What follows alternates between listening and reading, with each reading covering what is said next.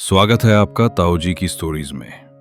आज हम लेकर आए हैं एक दिल को छू लेने वाली कहानी जिसका शीर्षक है पापा की चिट्ठी।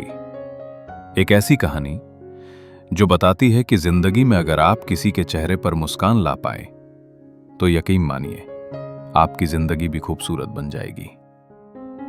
शहर के बीचों बीच एक पुराना इलाका था। वहां रहता था राजीव, जो पहले एक बड़ी कंपनी में मैनेजर हुआ करता था।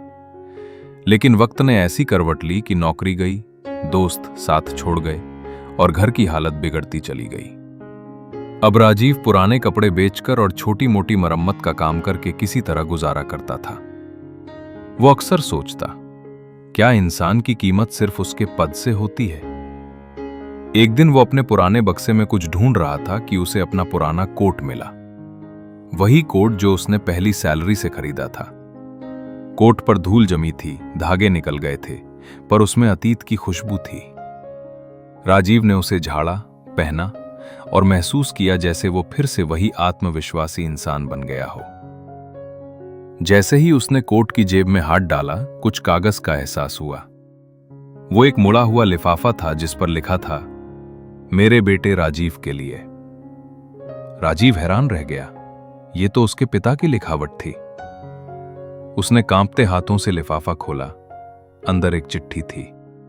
बेटा, अगर कभी जिंदगी में सब कुछ खो दो तो याद रखना, तुम्हारे अंदर कुछ ऐसा है जो कभी कोई नहीं छीन सकता। मेहनत, ईमानदारी और उम्मीद। अगर तू गिर भी जाए तो इन तीनों के सहारे फिर उठ खड़ा होना। चिट्ठी के साथ 500 रुपए का एक पुराना नोट भी रखा था। नीचे लिखा था, ये आखिरी रकम है, पर जब इसे इस्तेमाल करे मुस्कान जरूर रखना। राजीव की आंखों से आंसू बह निकले। वो भागा भागा बाहर निकला, एक छोटे से चाय वाले के ठेले पर गया और बोला, भाई, यहां कितनी देर से तू काम कर रहा है? चाय वाले ने मुस्कुराकर कहा, 5 साल से साहब, बस एक दिन की छुट्टी नीड्स ली। राजीव ने वो 500 रुपए उसे थमा दिए। आज तेरी छुट्टी है भाई, जा अपने बच्चों को घुमा ला।